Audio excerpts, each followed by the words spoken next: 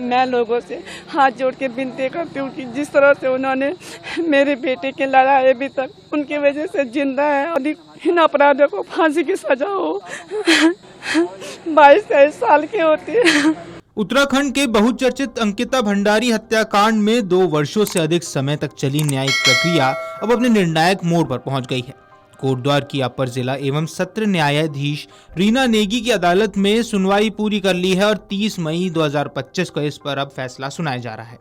अंकिता के परिजनों से लेकर हर प्रदेशवासी और सभी राजनीतिक दलों की निगाहें भी अब कोर्ट के फैसले पर टिकी हुई हैं। आपको बता दें कि उत्तराखंड के पौड़ी जिले के डोब श्रीकोट गांव की रहने वाली 19 वर्षीय अंकिता भंडारी ऋषिकेश के पास गंगा भोगपुर में वनंतरा रिजॉर्ट में रिसेप्शनिस्ट के रूप में काम किया करती थी। बीते 18 सितंबर 2022 को अंकिता अचानक रिजॉर्ट से लापता हो गई। परिजनों ने राजस्व पुलिस चौकी में गुमशुदगी की रिपोर्ट दर्ज कराई, लेकिन उचित कार्रवाई न होने के चलते 21 सितंबर 2022 को मामला लक्ष्मण झूला थाना पुलिस को ट्रांसफर कर दिया गया।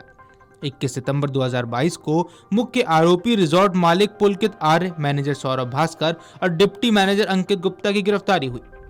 बीते 24 सितंबर 2022 को अंकिता का शव ऋषिकेश की चीला नहर के बरामद हुआ। पोस्टमार्टम रिपोर्ट में डूबने से मौत और शरीर पर चोट के निशान भी पाए गए। 24 सितंबर 2022 को मुख्यमंत्री पुष्कर सिंह धामी के निर्देश पर एसआईटी का गठन किया गया और अंकिता हत्याकांड के मुख्य आरोपी पुलकित आर्य के पिता पूर्व राज्य मंत्री विनोद आर्य और उसके भाई अंकित आर्य को पद मुक्त करते हुए भाजपा से निष्कासित कर दिया गया था। फिर दिसंबर 2022 में एसआईटी टीम ने तीनों आरोपियों के खिलाफ 500 पन्नों की चार्जशीट दाखिल की, जिसमें 57 गवाह शामिल किए गए। 28 मार्च 2023 को कोटद्वार के अपर जिला एवं सत्र न्यायालय मामले की सुनवाई शुरू हुई और लगभग 2 साल 2 महीने कोर्ट में सुनवाई के बाद शुक्रवार 30 मई को जजमेंट आएगा। वहीं जजमेंट के दौरान तीनों आरोपियों समेत अंकिता के परिजन भी कोर्ट में मौजूद रहेंगे। सुरक्षा की दृष्टि से कोर्ट को छावनी में तब्दील कर दिया गया है और इसके लिए भारी पुलिस बल मौके पर मौजूद रहेगा। वहीं विपक्ष भी जजमेंट पर अपनी निगाहें बनाए हुआ है। फैसला आने से पहले प्रदेश महिला कांग्रेस की अध्यक्ष ज्योति रौतेला ने भी कहा कि कांग्रेस अभी भी सीबीआई जांच की मांग कर रही है। साथ ही कोर्ट तीनों आरोपियों को फांसी की सजा दे, ऐसी उन्हें उम्मीद है।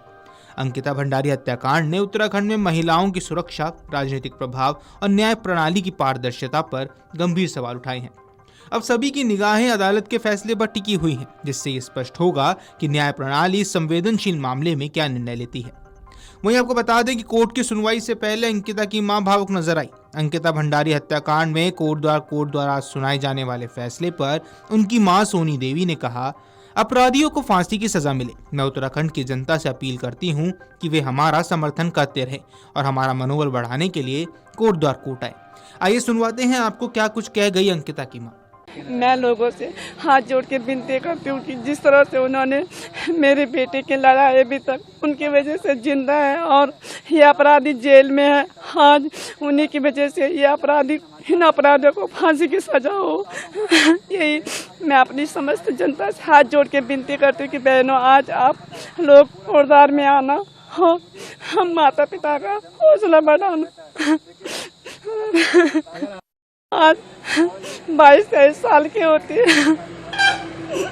जानकारी के मुताबिक अभियोजन पक्ष के अनुसार किसी बात को लेकर अंकिता और पुलकित आर्य में विवाद हो गया था। इस विवाद के बाद रिजॉर्ट संचालक पुलकित आर्य ने सौरभ भास्कर और अंकित गुप्ता के साथ मिलकर अंकिता की हत्या कर दी।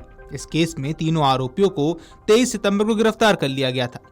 बाद में पूछताछ के दौरान इन्होंने हत्या की बात भी स्वीकार की। पुलकित आर्य भाजपा के तत्कालीन नेता विनोद आर्य का पुत्र है। हालांकि मामला सामने आते ही पार्टी ने आर्य को बाहर का रास्ता दिखा दिया था। वहीं घटना के बाद देश के लोगों में आक्रोश व्याप्त हो गया था और वहीं लोगों ने सड़कों पर उतरकर प्रदर्शन भी किए थे। सुनवाई से पहले पौड़ी एसएसपी लोकेश्वर सिंह का कहना है कि यहां पुलिस व्यवस्था की गई है, जिससे जिले और दूसरे जिलों की फोर्स लगाई गई है। कोर्ट परिसर के 100 मीटर की परिधि को 0 जोन बनाया गया है। इस जोन में सरकारी कर्मचारियों और कोर्ट में पेश होने वालों के अलावा किसी को प्रवेश की अनुमति नहीं होगी। आइए आपको सुनवाते हैं क्या कुछ कह गए पौड़ी एसएसपी लोकेश्वर सिंह। आज माननीय न्यायालय के निर्णय के परिप्रेक्ष्य में हमारे द्वारा पुलिस की व्यवस्था यहाँ पे करवाई गई है, जिसमें जनपद से और अन्य जनपदों से फोर्स का डेवलपमेंट करवाया गया है। किसी भी प्रकार का कोई इसमें रिएक्शन आता है तो किसी भी प्रकार की इवेंचुअलिटी के लिए हम लोगों ने अपनी प्रिपरेशन की गई है और उसी के तहत आज यहाँ पे ब्रीफिंग भी करवाई गई है। न्यायालय परिसर को कितने जोन में बांटा गया, क्या तैयारियां? देखिए, न्यायालय परिसर के 100 मीटर पेरिफेरी को हम लोगों ने जीरो जोन करवाया जाएगा, जिसमें किसी भी प्रकार से लोगों को एंट्री नहीं दी जाएगी। 100 मीटर के पेरिफेरी में केवल जो सरकारी अधिकारी कर्मचारी हैं और जिनकी कोर्ट की पेशी है उन्हीं को अलाउ करवाया जाएगा। और इसके अलावा जो कोई अन्य व्यक्ति आते हैं, बाहर से लोग आते हैं, तो उनको कोर्ट में अलाउ नहीं करवाया जाएगा। अगर आप ये वीडियो YouTube पर देख रहे हैं तो हमारे चैनल को सब्सक्राइब कर बेल आइकन दबाएं और Facebook पर देख रहे हैं तो हमारे पेज को लाइक करें।